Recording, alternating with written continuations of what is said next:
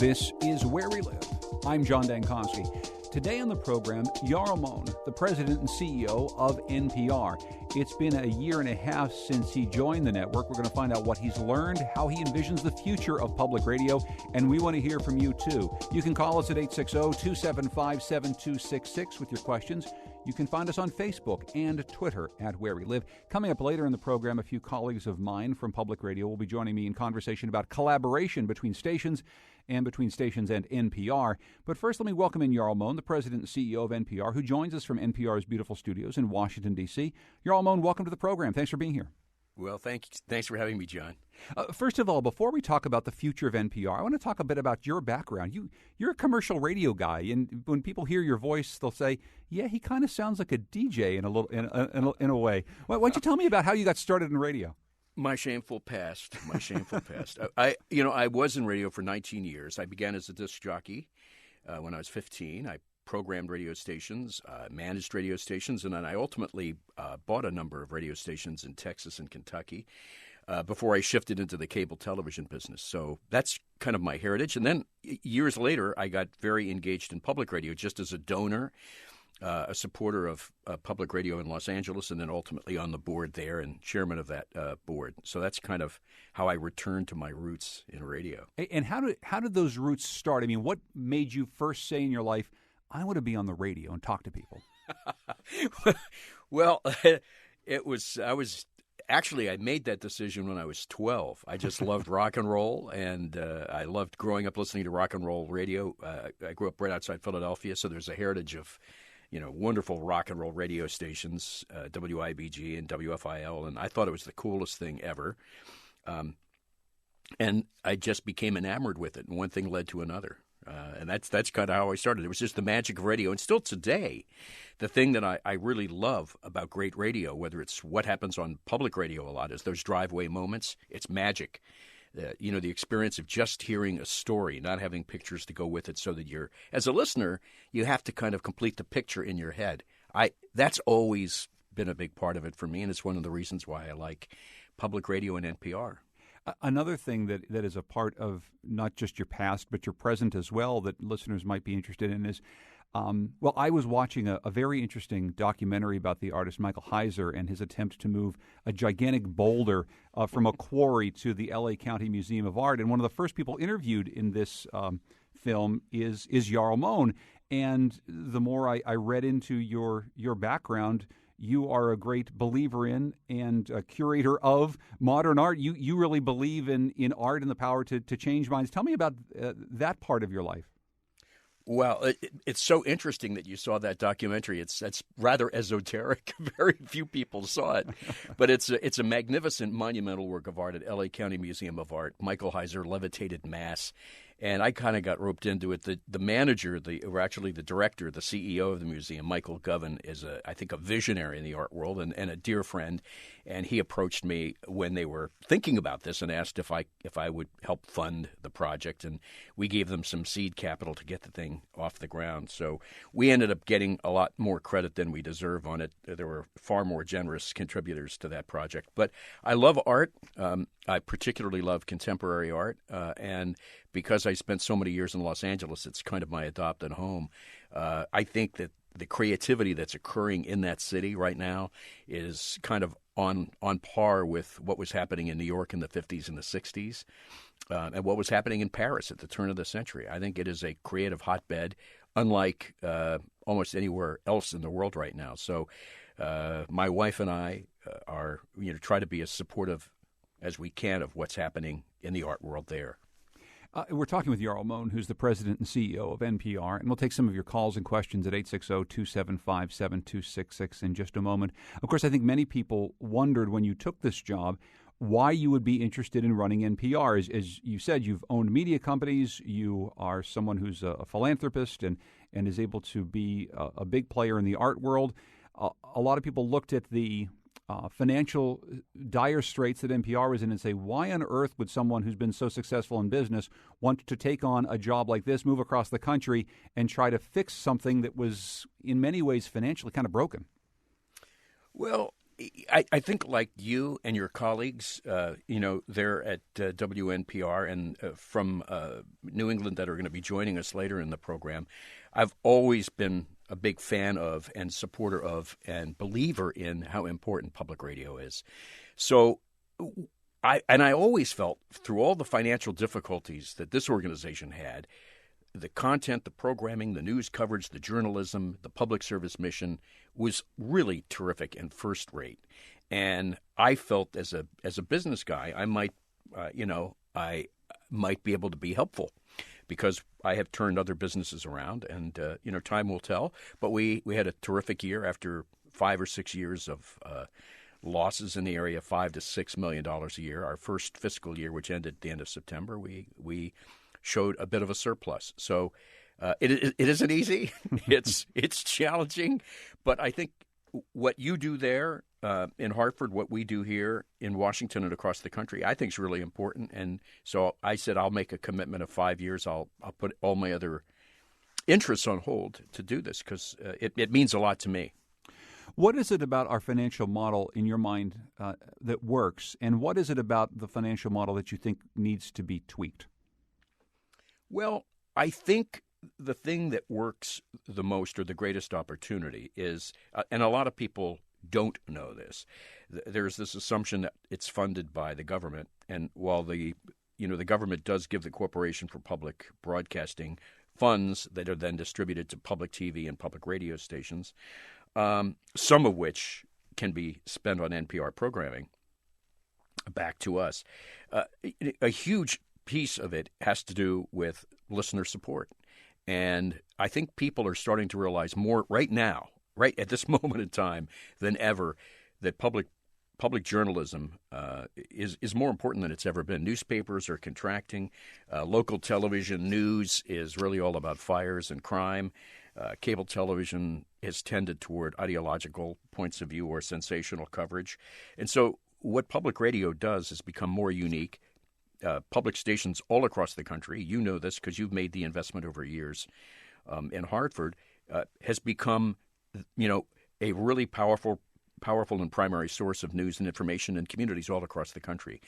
So that listener support, I think, is the secret sauce. And what needs to be tweaked, that we need to, in every community across the country, the people that are very supportive of what's going on with hospitals, with universities, with churches and synagogues, with libraries, with museums, need to understand that public radio in those communities is every bit as important, if not in some cases more important.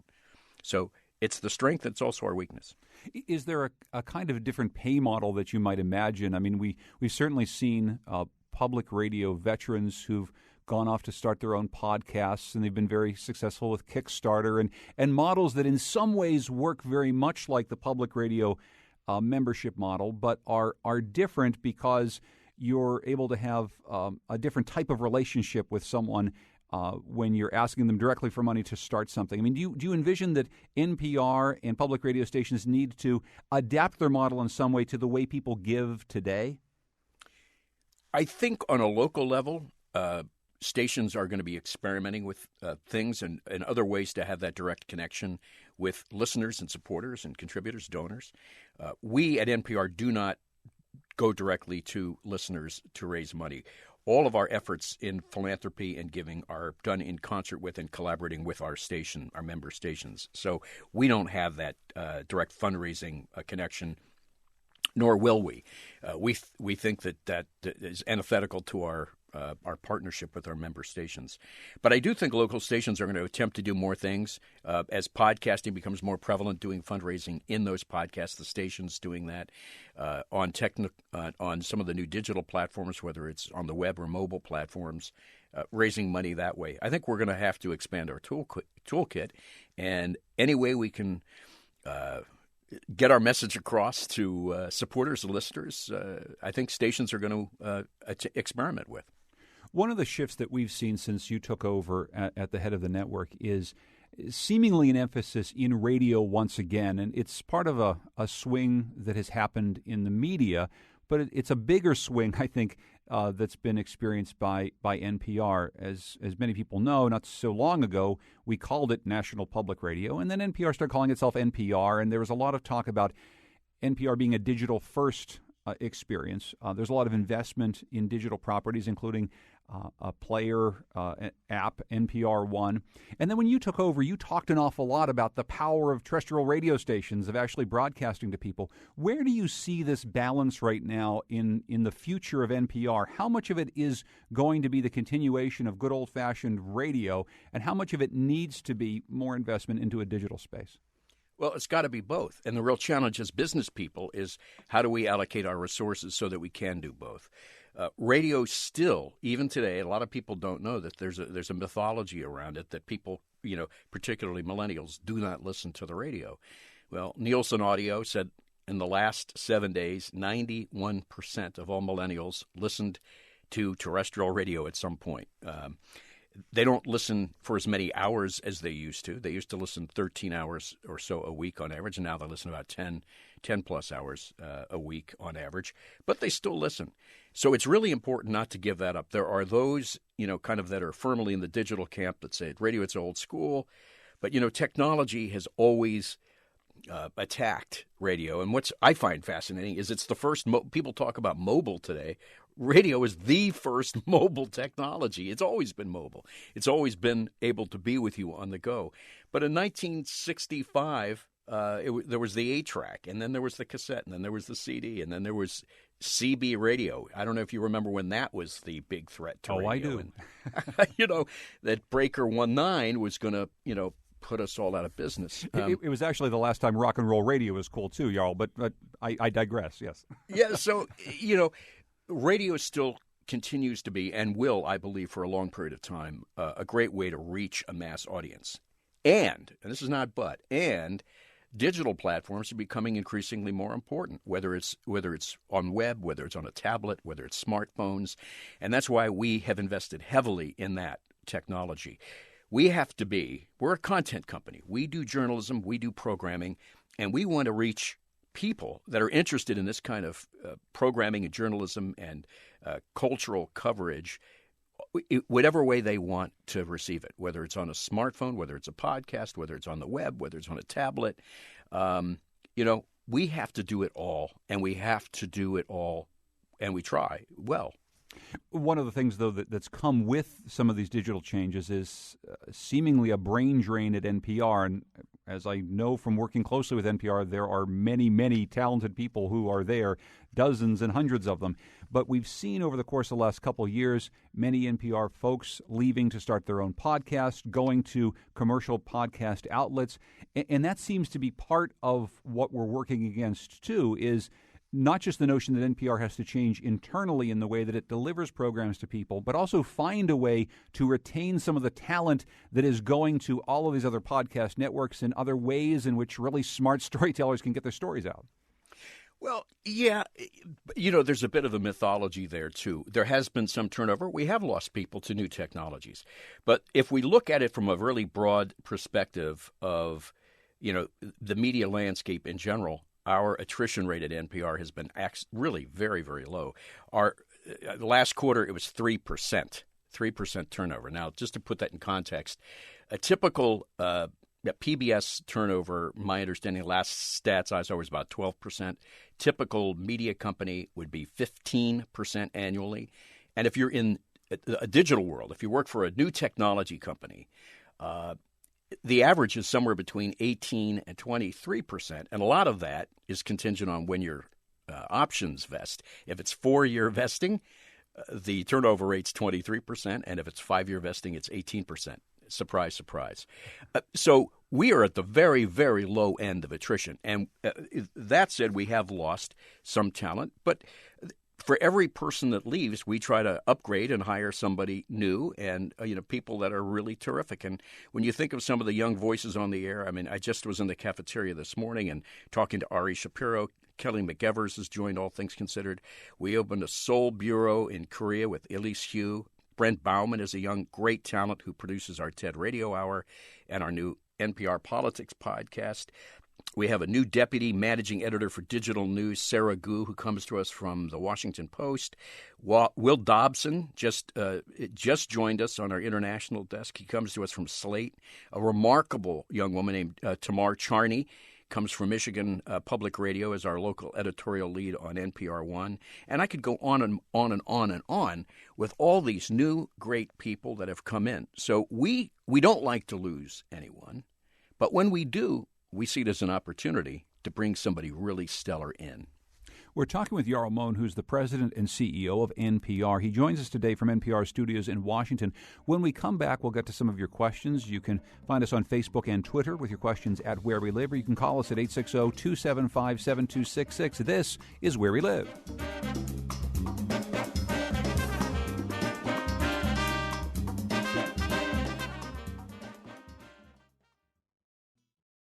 This is Where We Live. I'm John Dankosky.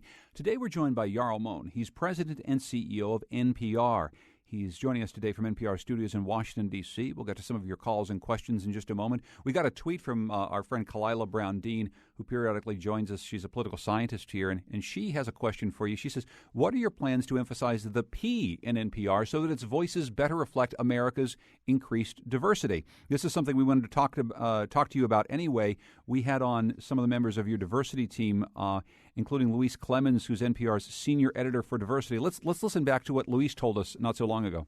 We interview people who are like us. We seek out stories from people who are like us, who are our neighbors, who are, fellow members of the PTA, fellow members of a congregation, what have you.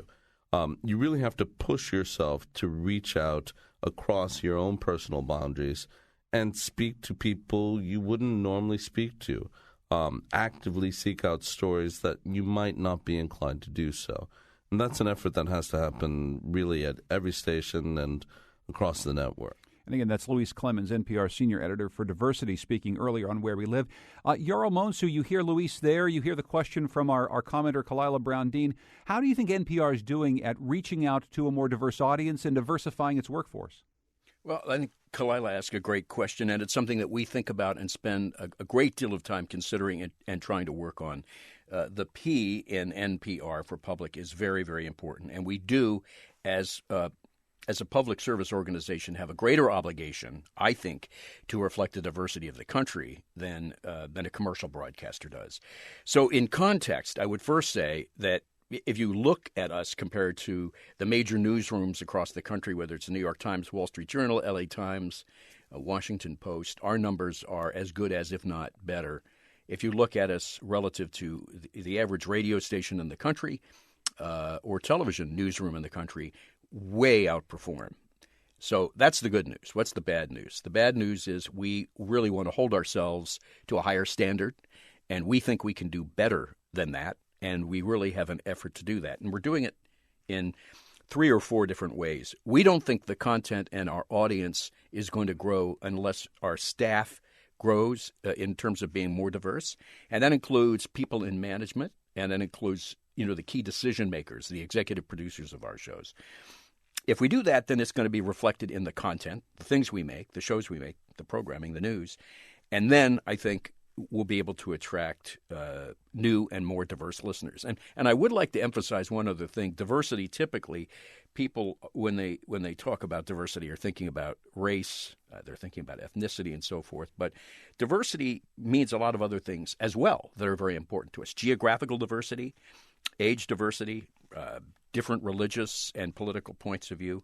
We have to think about diversity in all those aspects, and we're focused on it, and we think we've made some great progress, but we aspire to a lot more. When we talk about NPR sounding like America and achieving that kind of diversity, it gets to a question I'd really been wanting to ask you, and I've talked to some of your predecessors about this as well. I make no bones about the fact that I was disappointed in NPR's decision some time ago to cancel the program Talk of the Nation, a 2-hour daily talk show that was hosted by Neil Conan. And one of the reasons why is, well, not just Jarl, because I run a talk show here, and I think talk radio is really a good way to reach out to people, but because I feel like a national conversation on any specific topic is something that NPR is able to do that almost no one else could possibly do. I guess I'm wondering, given some of what you walked into with the job, some of what you've seen now, the future of programs like the Diane Rehm Show, as Diane Rehm at WAMU, who hosts a national talk show, says she's stepping aside. What do you think the future of talk radio, call-in talk radio is with NPR? Well, the Diane Rehm Show is a great example of a potential opportunity. I mean, Diane has been in the system and on the air and doing a remarkable job for 37 years. You just don't go out and find somebody and plug them into that and expect some great thing is going to happen. That show and Diane developed over many, many years, and it's not going to be easy to replace her. But I do think, Diane, like many people in the public radio system, began doing what they were doing in their late 30s and early 40s, and she's been at it for 37 years. What we're attempting to do now is find the Diane Rehms of the future for today that we can put on public radio and have work with us at local stations and with NPR for the next 30, 40 years or so. That's what our hope is. That's our aspiration. That's our intent. I do think radio call-in shows, public radio in general, I think is very, very important, more important now than ever. I agree with you completely that this notion of having a national dialogue is very important. And we have to find ways to continue to do that, whether it's whatever happens in terms of the creation of the show that replaces Diane Rehm, or whether we end up doing something new and additional to add to the lineup. I want to get to some phone calls. Tim is calling from Portland, Connecticut. Hi there, Tim. You're on with Jarl Mohn. Thanks, John. Thank you, Jarl. Yes. Long-time listener, listened for 35 years. I'm a sustainer, and I have two questions. The first is your sense of the sustainability of the financing model, particularly if when I'm listening to the fundraising times and being a sustainer and hearing during the fundraising episodes that only 1 in 10 support WNPR, of course I'm furious. I think about, the freeloaders who are listening and wonder if part of that is just the ethos that now, not just for the millennials, but everybody who's part of the digital world now just thinks that everything is free. And I don't know what you can do to build up that listener base, not shame them, but try to persuade them to support this non-commercial radio with its incredible programs that I use in my teaching all the time. And then the other question is, I've noticed, particularly in the last 5 years, maybe the last 10 years, a slow but inevitable sort of commercial creep. You have to have big supporters, and they need to have their ad space, in effect. But it does seem to be creeping in and eating away at the actual content. And how do you control that? Will it increase? How do you nuance it so it doesn't turn into FM radio's wasteland of where most of its content is just simply taken up by horrible commercials? So those are my two questions. Well, Tim, thank you very much. I appreciate your phone call. And see, Jarl, this is why I like call-in radio. Those are two very good questions from Tim. What do you say? They really are. And Tim, first, thank you for being a sustaining member of WNPR. Yes. That's really very, very important. And you are right. Statistically, the number of people that are listeners that actually become supporters is quite low. It's in the 10% range for the average public radio station. And it is something of great concern. A lot of stations across the country are experimenting and doing a number of things. KQED in San Francisco does a really remarkable thing for listeners that hate the pledge drives. If you become a sustaining member, you get a special code, and you can listen on your mobile device or on your computer to a pledge-free stream of the audio, and a number of stations across the country are doing that. So that's one little experiment. There are other stations across the country that are trying to get out of the week-long, 10-day-long pledge drives and trying to do it all in 24 hours and giving people incentives for doing that. That seems to be working. And then recently we do an annual fundraising thing here in Washington called Weekend in Washington, where stations across the country bring in donors, and we have programs for them and seminars and presentations. And from the University of Chicago, Richard Thaler, who has written books on behavior, he's like, leading expert in the world on this whole field called behavioral economics. He's a big public radio listener, listens to WBEZ in Chicago, and he volunteered to throw some grad students at the idea of how can we get better participation than this 12%. So we've connected him with our radio station, our member station in Chicago, WBEZ, and something interesting will come out of that. His thesis, again, I know nothing about behavioral economics, but his thesis is you don't shame people, you do the opposite. The real trick somehow is to talk about all of the other people that are friends of yours that actually are supporting it, that you end up getting a better response. That's one of his takeaways. The other question you asked about the creep of commercial interests, we did about a year and a half ago increase not the number of messages but the length of them, and unfortunately it was the reason we went from 10-second credits to 15-second credits, so an increase of 5 seconds was a lot of our competitors in the public media space. There are a lot of other entities. People think we do it all at NPR, but we have a whole slew of other programmers that are not us that were selling 15-second credits. So we were almost one of the last, if not the last, to make that change. We didn't increase the number of units, but we did go from 10 to 15 seconds. We have no intention now or in the near or midterm to do anything beyond that. We're talking with Jarl Mohn, who's the president and CEO of NPR. If you've got questions for him, 860-275-7266. We've got a few Facebook comments coming in around that same issue. A number of people, including Russell, tweets that his content is much more important than distribution medium, in his opinion. And as we talk about the content, Jarl Mohn, what have you seen in the journalism that NPR does right now, the ways in which it works for you as a listener and for the network of listeners around the nation, and also ways in which you think it can change? I mean, what are some ways in which you think journalism at NPR can grow in the future? Well, that is a broad question, a great one, and it's one we spend a lot of time thinking about. I was just grabbing my coffee this morning. I got on the elevator with our senior VP of news, and during the elevator ride, the conversation got so good we both stepped out into the hallway to continue the conversation about this very topic. I would break it down into three parts. I would say the first thing is the quality of journalism across the country generally at member stations and at NPR is very good. It's good workmanlike journalism, and we're doing things that a lot of other people and covering stories a lot of other people aren't doing.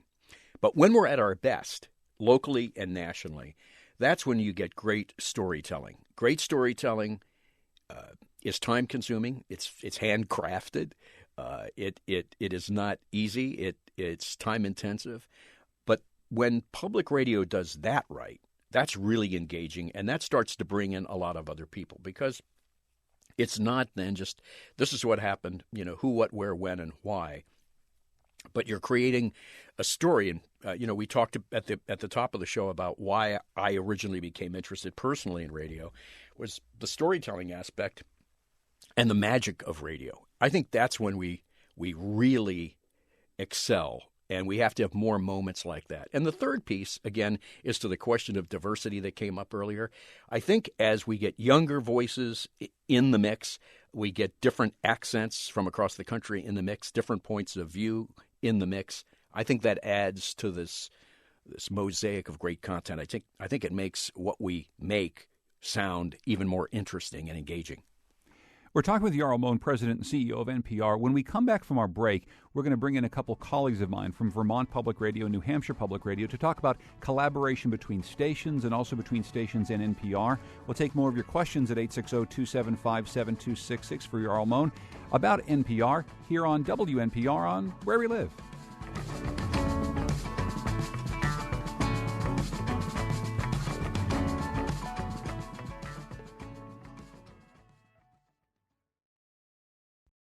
This is Where We Live. I'm John Dankosky. Coming up on tomorrow's show, after another week of presidential primaries and caucuses, our political commentators Susan Bigelow and Ben Duvall will join me and Colin McEnroe on our weekly news roundtable, The Wheelhouse. We'll talk about news from the presidential race and ask this question: could Connecticut's primary actually matter this year?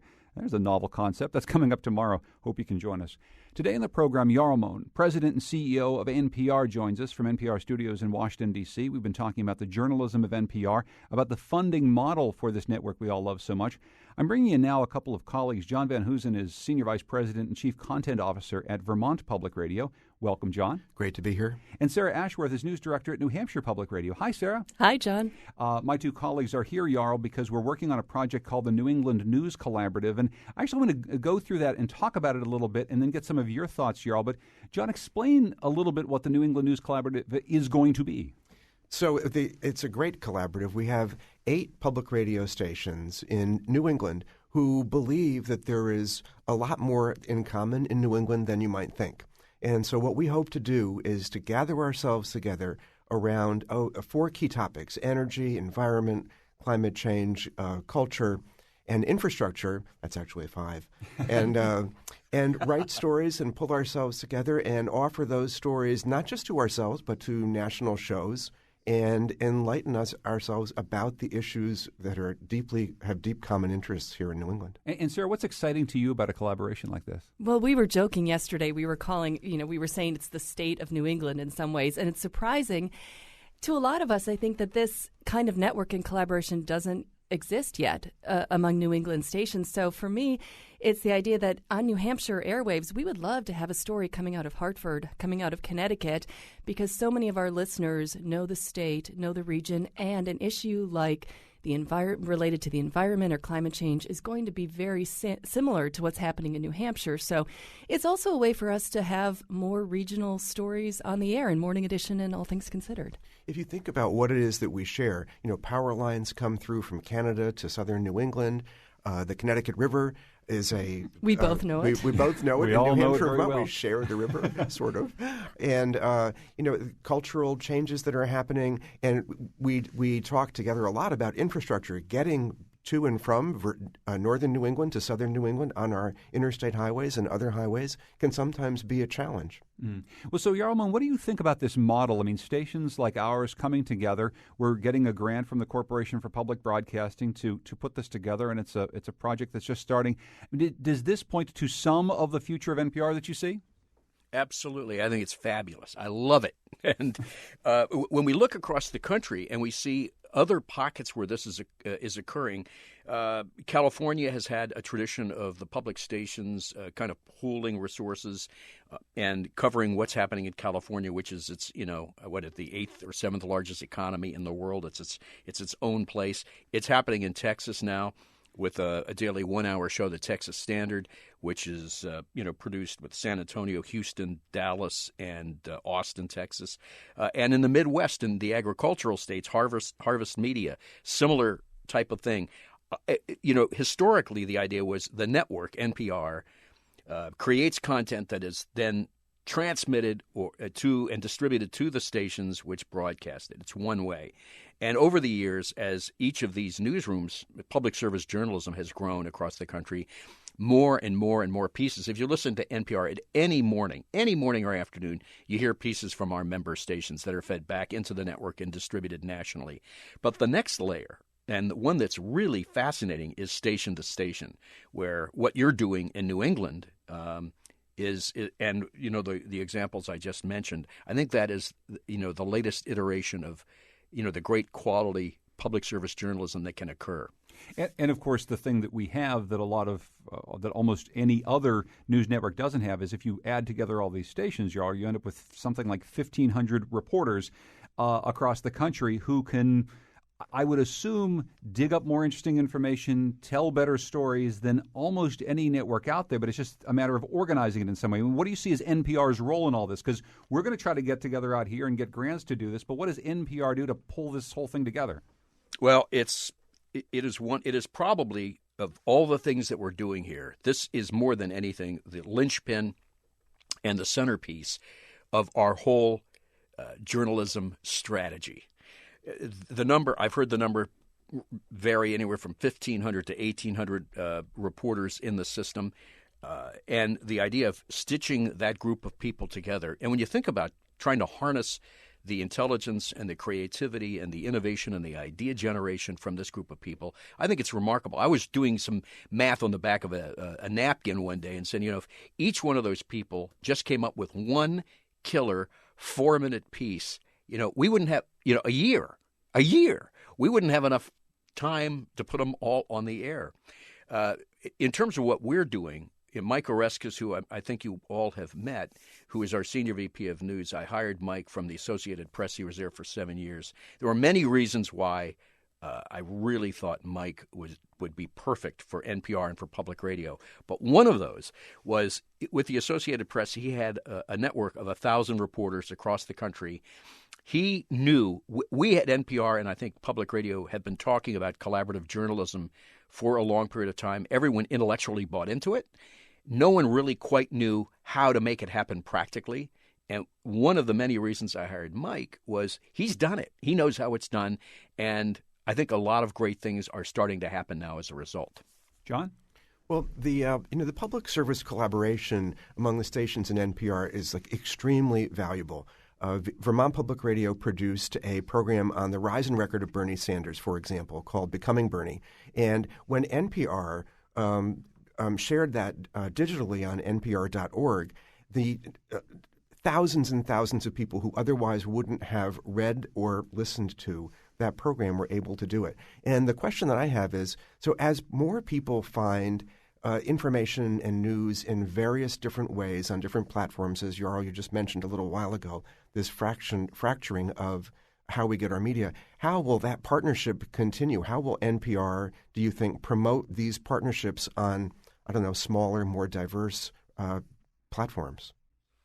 I don't know that we actually are promoting individual pieces of content. I think the answer to that is that piece that you're referring to is something of high interest to people all across the country, because this phenomena of a guy that no one initially thought really had any shot, he was just wanting to, I guess, keep the dialogue going in the Democratic Party so that to keep Hillary Clinton perhaps more progressive in the conversation. It's become this amazing phenomena, and you covered and you created something of vast interest and importance to the country. So I think it all boils down to all of us nationally, you folks regionally or locally, producing great content, and the really wonderful stuff people are going to find. And we can, when something really great is there, we can promote it and will promote it because it serves all of our interests, our public service mission and our goals of getting more people to listen and engage and think. Sarah? Yeah, and actually coming just a couple of weeks off of the New Hampshire presidential first in the nation primary, also our top story out of that primary was a Sanders-related story as well, but it was a digital piece that was buoyed by NPR's Facebook page. Those kinds of collaborations really help us. But my question that I had, too, was looking back at primary night, it struck me. We were at NHPR, and it was great. WNPR aired NHPR's live coverage of the primary. But that night, we have all of these resources, weeks of planning. And I know that night we're doing a live broadcast, WBUR is doing a live broadcast, WGBH is doing a live broadcast, NPR is doing a live broadcast. We're all in about a 15-mile radius of each other. All of these resources that go into producing 3 to 5 hours of live coverage, it just seemed to me, how can we all work together somehow in the future to save on people and money and resources and the tremendous amount of money and time that it takes to put these together. I guess, how do you think about those type of collaborations with stations and the network? Well, I would hope we would do. It's a wonderful question that you raise. I would tell you that I am not smart enough to know the answer to that. But I think we have a guy in-house that is, with Mike Oreskes. And I think it's a great topic to raise with him. We always believe at the essence, at the core of this whole notion of collaborative journalism is there are great people, in almost every one of these radio stations across the country that have wonderful ideas. And if we're all doing separate things, we're not going to benefit. We're going to spend a ton of money, and we're not going to get the best result because we're just doing individual projects. So I personally don't know the answer to your question, but I think you probably have a great sense of it. I think, John and John probably have a great sense of that as well. And I think Mike does. And you folks talking together on this, about this, I think only great things are going to come from that. I would tell you, the one thing I'm 100% certain of is that there is a very open and warm reception to the idea here. We really think that is important for public radio. So the one of the questions that I had is regarding NPR One, which in a way is a collaboration between NPR and stations with NPR content and station content that you can access on demand. Where is that in the priorities, your priorities? Where would you put it on the scale of priorities and development for a national audience for this new platform? And I'll just say to our listeners, for people who don't know what NPR One is, it was kind of envisioned as a Pandora of public radio where you download an app and it's going to give you a stream of some interesting recent stories that are going to be stacked in some way to your tastes. It's something you can download right now, and a lot of people are using it, Jarl. But to John's question. Well, we love NPR One. It's a phenomenal technology. I think on all the research that we have seen and looked at for, the way, ultimately the lens that we have to look at any of these things through is how do our customers, how do our users, our fans, our listeners, how do they respond to it? And it's been off the charts. It's been remarkable. It's a powerful, powerful tool, the ability to skip, go back, save a story to listen for later, or share it with somebody. All the, those social network tools are hugely important. So on our list of priorities, it's rather important. I would think of, particularly as it relates to the digital properties, I think it's got more potential than any other thing that we're doing. So making sure that our news magazines, Morning Edition, All Things Considered, are first rate, and the newscasts are first rate, and we're doing great coverage of what's happening in the world. But I would say it's right there immediately after. I think one of the questions about the way we do this as a network, though, is the programs that feed something like NPR One or even the NPR website that you can download so many great stories from, we're creating those for a linear broadcast stream. I mean, we're doing them for the same reason you and I both started in the business, Jarl, to weave magic on the radio live in front of thousands and thousands of people, but then we're distributing it to them in all these different ways that they weren't initially conceived for, if you take my point. And so that's why NPR and many others have gotten into podcasting, trying to specifically create things meant to go into people's headphones when they want to listen. How much do you think NPR is going to be able to devote monetarily, editorially, to new types of properties, new types of products that will meet people where they are, as opposed to repurposing content meant to be heard live on the radio to be heard on their iPod? Well, I was just talking to Scott Montgomery, who oversees our digital news initiatives, probably 2 days ago. Again, almost all the conversations I have are in our cafeteria we were talking about earlier. I was having lunch. He sat down, and we just struck up a conversation. A huge percentage of the content that we have on NPR.org is not repurposed at all.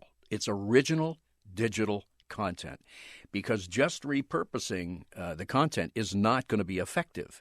Some people will use it, some people will like it, but that's not content designed for the platform. So that's one thing I would like to say. And we have to devote more and more of our resources to create programming that's just for the platform. We have a number of podcasts right now. Our NPR Politics podcast is not designed for air. We have repurposed it the other way. It's gone the other way now. Sections from that podcast about Justice Scalia's passing were then played in All Things Considered. And the other thing that show is not designed for broadcast. It's designed for podcast. And I want to add one other comment about NPR One, just because it's really important with you and your colleagues there. One of the stickiest things, the things that really make people use NPR One and come back with great frequency and extend their listening, is the local content, the local newscast. And so one of our biggest challenges have been stations like yours, the three of you, have been very progressive, very proactive, and have engaged, but not everybody in the system has. We hired Tamar Charney to become our local editor on NPR One to encourage more stations. We really see higher usage when our local member stations participate. I need to get to a quick phone call here from Ben in Wallingford. And Ben, quickly, if you would, we're running a little low on time. Hi. I just wanted to say that a lot of us depend on NPR for independent news, but it's hard to imagine it being independent when it's followed. A news story about climate change is followed immediately by a promo for natural gas. So I know a lot of environmental groups have been pushing you to drop your sponsorship from natural gas. Is there any motion on that front? Well, first I would tell you we have an absolute firewall. There is absolutely not one iota of influence from any of our corporate underwriters in the content and the journalism and the news. I've been here 20 months. There's not been one instance where a corporate sponsor came to me and said, you have to talk to someone in the newsroom. I would tell you, and my colleagues here, from New England at these public radio stations would tell you, the last thing anybody ever wants to do is try to tell a journalist what to do. If I attempted in any way to try and shape a story or a climate change because of a corporate sponsor, I mean, they would tar and feather me. They'd run me out of the building. There is absolutely no influence. And I would also say this about corporate sponsorship. Very important point. There is no advocacy at all. These people give us money to support our public service journalism mission, and there is no influence, and there's no advocacy message whatsoever. Sarah, quick last question. Yeah, I have a quick question. Just something we're wrestling with at NHPR. We're making all of these local investments in digital content. We're bringing in digital journalists, and we're doing what we think are really cool projects, but then we're not really making money off of all of these digital investments yet. And I guess how would you say for local stations to be thinking about how much and how should you be investing in digital, thinking what's realistic over the next few years? Well, I don't know what the number would be or what the percentage would be. I applaud you for innovating. I applaud you for investing in that and trying new ideas. I spent the 16 years prior to coming to NPR as a venture capitalist doing early stage seed investing in digital media companies. So I invested in 43 companies, and it's always a tough call. Where do you turn the dial up and where do you turn it back? And all I would say in general, and this is going to just sound like pablum, is you have to pick 2 or 3 priorities that you really believe in and experiment with them and see if they work. Odds are that all 3 will not work. Maybe you get a break and one does and shows signs of life. Allocate more resources to it. But I can't be any more specific than that other than applauding your effort, and I'm delighted. A lot of people won't make that investment and won't experiment and won't try things and therefore won't be able to hit on the secret magic formula that works ultimately. We just have 1 minute left. What gets you most excited about waking up and doing this job every day? The people I work with. Your colleagues there, we have a wonderful group, a remarkable group of people. It's very different for me. I've come out of the commercial world, and so many of the people I've worked with are either excited about, inventing something new, whether it's in the digital space or on the commercial side of the business, making a whole lot of money. I love working with people that care about journalism. I love working with people that care about informing the people and are doing it for all the right reasons. And that, for me personally, is powerful and exciting. Jarl Mohn, President and CEO of NPR, joined us today from NPR studios in Washington, D.C. Jarl, thank you so much for your time. I appreciate it. Thank you for having me. And thank you also to my colleagues in the New England News Collaborative. We're just kicking this off, and we're going to be telling you more on WNPR about it. John Van Hoosen from Vermont Public Radio. Thank you, John. You bet. And Sarah Ashworth from New Hampshire Public Radio. Thank you so much, Sarah. You're welcome. Coming up at 10:30 this morning, we're just getting word that we're going to be bringing you NPR coverage of President Obama's plans for the future of Guantanamo Bay. That's special coverage coming up at 10:30 this morning from NPR on WNPR. Our program produced by Lydia Brown and Tucker Ives. Kyone Wolf is our technical producer. Heather Brandon's our digital editor. The executive producer of Where We Live is Katie Tolarski. I'm John Dankosky. Thanks for joining us.